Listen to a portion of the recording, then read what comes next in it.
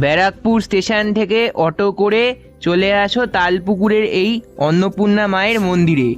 অন্নপূর্ণা মায়ের মন্দির ব্যারাকপুরে গঙ্গার ধারে অবস্থিত।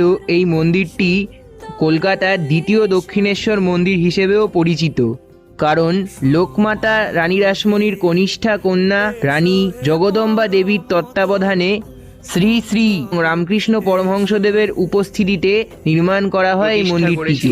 লোকমাতা রানী রাসমণির কনিষ্ঠ কন্যা জগদম্বা দেবী।